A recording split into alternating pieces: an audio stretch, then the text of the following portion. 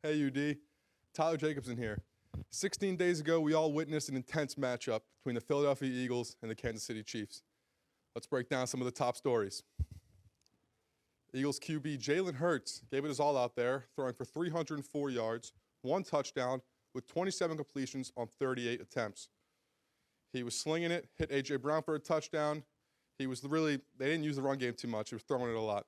On the other side of the ball, Patrick Mahomes, with a semi-hurt ankle, still managed to get the job done, throwing for 182 yards, 3 touchdowns. He went 21 for 27 on completions.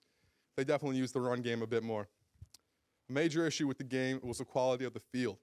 As many players reported and fans saw for themselves, players on both teams were slipping and falling all night. The NFL spent over $800,000 on the turf, which, in hindsight, seems like a major waste of money. Eagles star linebacker Hassan Reddick was quoted saying, "I'm not going to lie, it was the worst field I ever played on. Would the outcome of the game have been different if there was better turf? Unfortunately, we'll never know." Slippery field didn't stop Chiefs running back Isaiah Pacheco from picking up 76 yards rushing.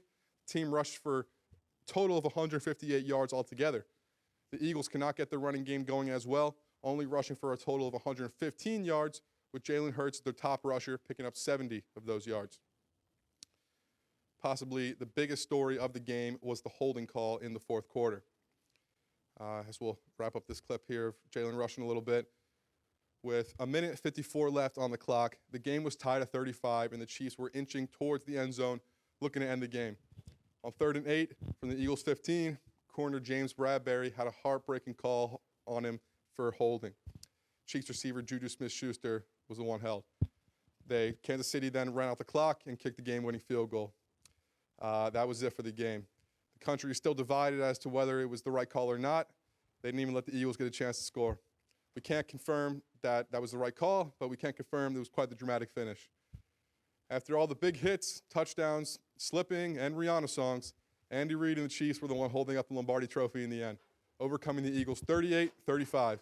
Chiefs fans are on top of the world, and Philly fans can only wipe their tears and look towards better days after losing out on a World Series and a Super Bowl.